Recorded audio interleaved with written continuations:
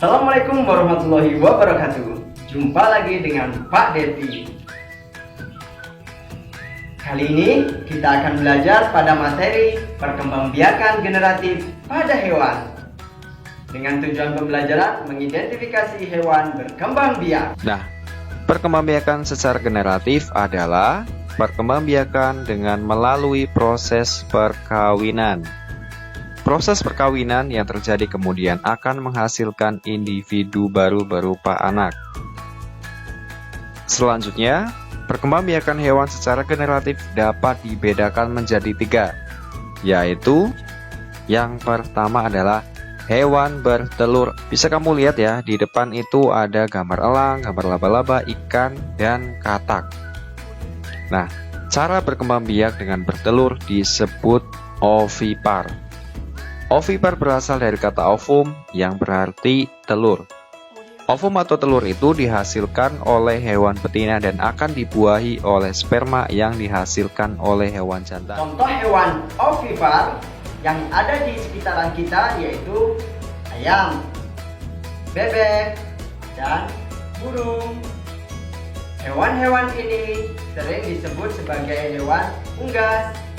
Nah, kalau di tempat kalian ada hewan apa saja yang berkembang biak dengan cara ovipar? Coba kalian sebutkan.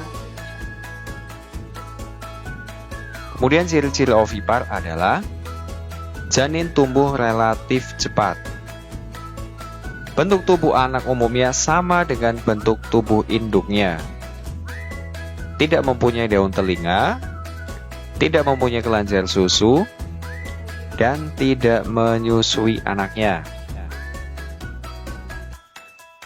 Selanjutnya pada materi yang kedua adalah hewan melahirkan atau vivipar.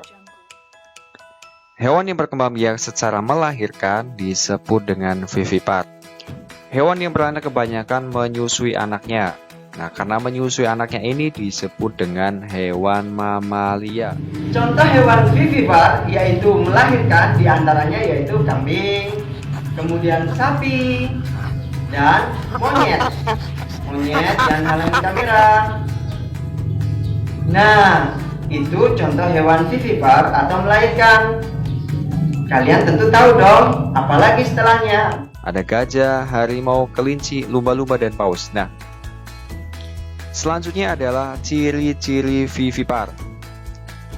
Yang pertama, memiliki kelenjar susu. Bisa kamu amati ya, misalnya kamu mengamati kambing, pasti dia memiliki kelenjar susu. Kemudian hewan betina menyusui anaknya dan memelihara mereka hingga dewasa. Ya, contohnya kambing itu pasti setelah melahirkan dan dia akan menyusui anaknya. Kemudian yang ketiga, memiliki rahim. Dan yang keempat adalah kulit tubuh hewan umumnya memiliki rambut dan mengandung kelenjar, seperti kelenjar lemak dan keringat.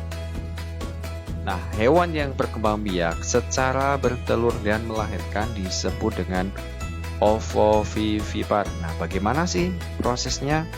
Yuk. Nah, ternyata telur yang sudah dibuahi menetas di dalam tubuh hewan betina dan keluar sudah dalam bentuk bayi.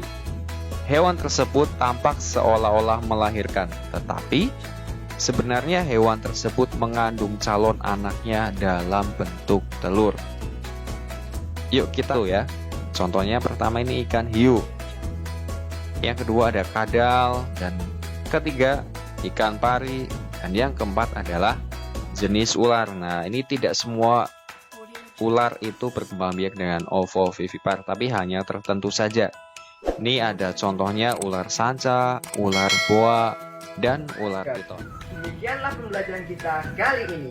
Mari tetap berprestasi walaupun di masa pandemi.